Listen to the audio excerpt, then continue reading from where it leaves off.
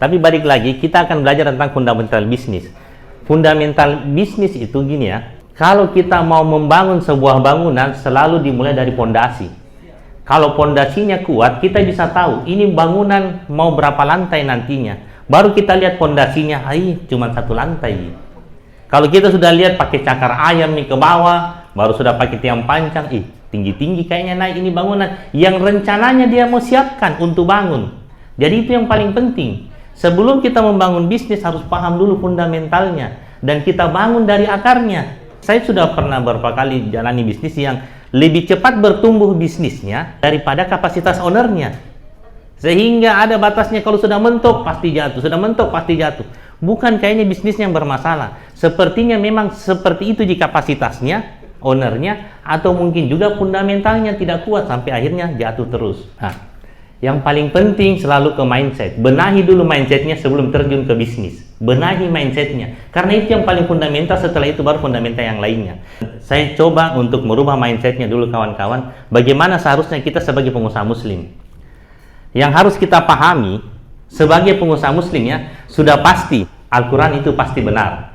Ya kan? Tidak mungkin lagi kita ragukan. Karena memang mindset itu susah, karena dia terbentuk dari kecil kita tentang lingkungan sekitar kita, jadi kadang susah merubahnya kecuali dengan sesuatu yang tidak mungkin kita bantah. Al-Quran itu pasti benar, Islam itu agama yang paling benar, sehingga Al-Quran pasti benar, semua yang ada di Al-Quran pasti benar, tidak mungkin lagi kita ragukan. Kecuali ada yang ragu, saya juga tidak bisa tolong lagi, ya kan? Tapi kalau kita yakin Al-Quran pasti benar, dan di Al-Quran itu tertulis la yukallifullahu nafsan illa wus'aha laha ma kasabat wa ma iktasabat. Tidak diberikan itu masalah kecuali orang yang mampu menyelesaikan. Itu yang pertama, harus kita pegang teguh ini.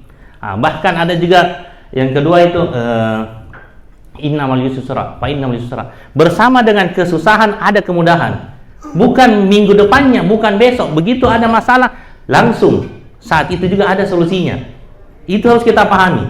Ya kan? Bahkan ada juga tentang hadis, tidak dirubah nasib sebuah kaum sebelum kaum itu merubah nasibnya sendiri. Nanti kita bergerak baru dapat solusinya.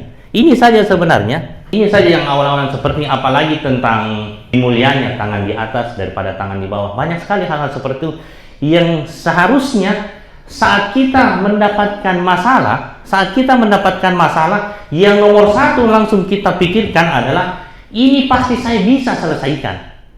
Pasti saya bisa selesaikan karena ini masalahnya saya. Yang kedua, pasti ada solusinya. Ya kan, pasti ada solusinya kalau saya bergerak. Berarti langsung kita kerjakan. Tidak usah lagi. Yang susah itu kalau kita ragu bahwa kita bisa. Bisa aja ini, kayaknya susah sekali. Ini sekalian bilang saja, kayaknya salah ini Al-Quran. Kenapa ditulis pasti bisa? Nah, kenapa saya tidak bisa? Kalau sudah seperti itu, saya juga angkat tangan.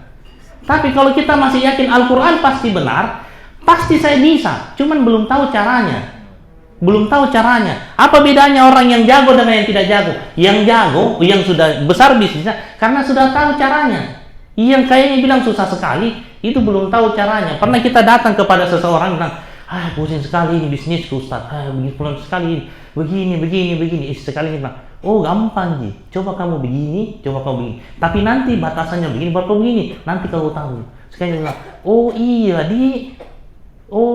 tahu. Iya tahu, bagus, cocok itu, coba jalankan. Alhamdulillah Ustaz, bagus sekali itu saran Kak. Apa bedanya? Karena dia sudah tahu, karena dia belajar. Ya kan?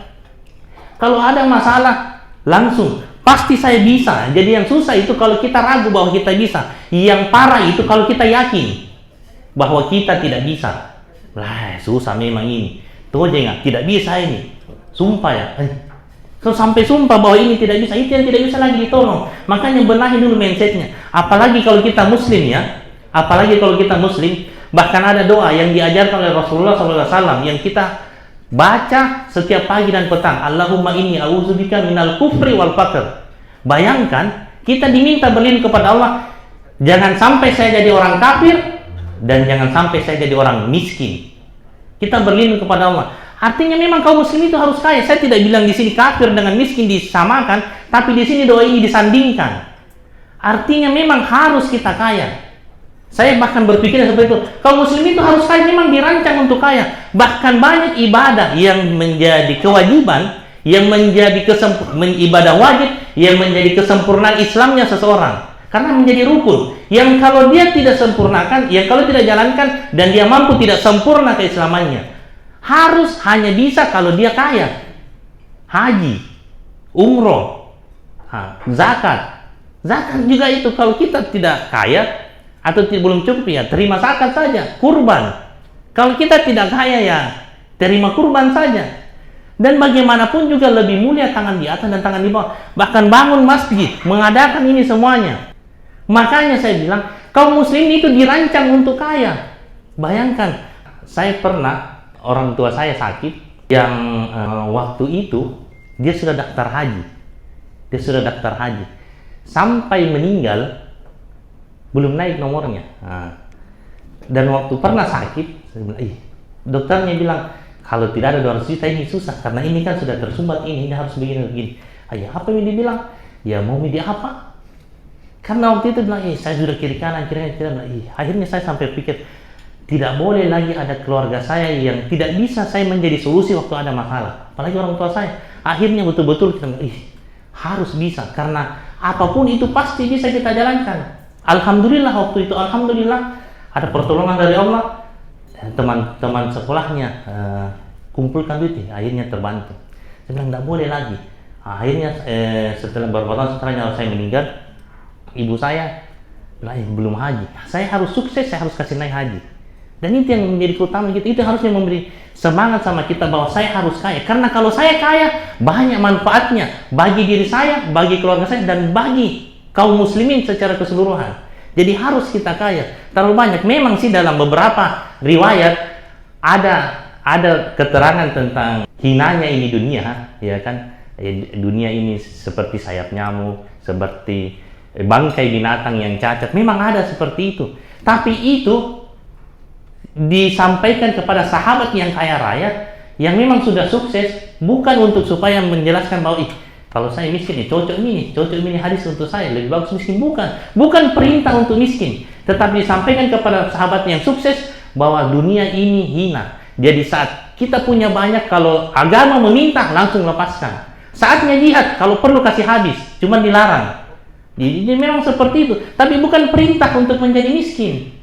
Cari harta sebanyak-banyaknya, karena itu akan berguna nantinya. Lebih mudah masuk surga kalau banyak harta. Bisa dibangun masjid, bisa dibangun kegiatan-kegiatan yang bermanfaat semuanya kan, kalau kita kaya.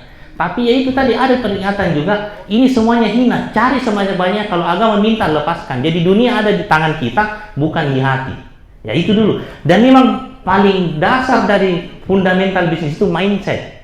Kalau mindsetnya benar, enak kita ngajarkannya. Kalau mindsetnya salah, biar nanti Pak Haji bilang, kalau itu dia harus begini. Iya, karena kita saya ini aja. Dan kalau Sapri bilang, bisnis itu harus begini. Nasanya, kadian. Padahal semuanya kalau kita lihat latar belakangnya, maksudnya ini untuk motivasi semuanya. Yang dulunya tukang parkir saya bisa sesukses ini, kenapa saya tidak bisa? Saya tidak pernah diparkir. Ya kan, harus dari mindsetnya dulu. Karena kalau mindsetnya belum berubah, berat kita ajarkan tentang teknis. Tapi kalau mindsetnya sudah berubah, apalagi kalau diikutkan dengan semangat kaum muslimin. Di Al-Quran ditulis seperti itu. Kita diminta untuk berlindung kepada Allah setiap pagi dan petang, berdoa. Dengan banyak sekali, bahkan agama ini mengajarkan bahwa tentang keutamaannya kaum muslimin. Ini cuman tidak cukup waktunya. Kalau sudah benar mindsetnya, biar apa saya ajarkan enak masuknya. Kalau mindsetnya tidak benar, susah nantinya. Nah, ya, seperti itu. Biar kalau mindsetnya benar, kita kasih masalah, dia cari solusi. Kalau mindsetnya masih salah, kita kasih solusi, dia cari masalah. Iya. Ya, memang karena ini. Kalau seandainya ya saya begitu juga, susah. Nah, setelah mindsetnya benar, next, mudah-mudahan ini mindsetnya sudah berubah ya, bahwa penting kaum muslimin harus kaya. Ingat ya, ada Palestina yang harus dibeli.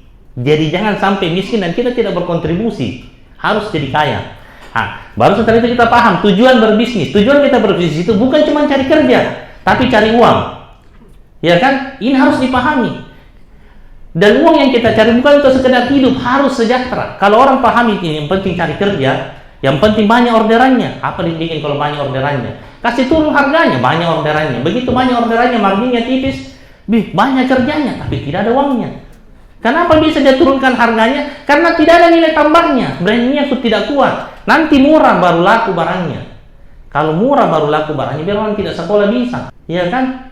Tidak. Kita jual mahal, tapi memang lebih laku. Kenapa Starbucks sudah jual lebih mahal, bahkan dibikin antre orang. Itu kekuatan dari brand. Jadi bukan cuma cari kerja, cari uang. Uangnya jangan untuk sekedar hidup sih, tapi setengah mati. Harus sejahtera. Kapan bisnis tidak bikin sejahtera ownernya, lama-lama sembarang bikin. Nah, mungkin laundry di depannya, tiba-tiba ada es cincau, tiba-tiba ada gorengan. Banyak sekali yang ngurusi bisnisnya. Padahal sebenarnya kan cari uang. Kalau seandainya itu bisnis membuat dia sejahtera, tidak bikin banyak bisnis. Kecuali orang banyak sekali uangnya, banyak orang coba-coba. Biasanya kan.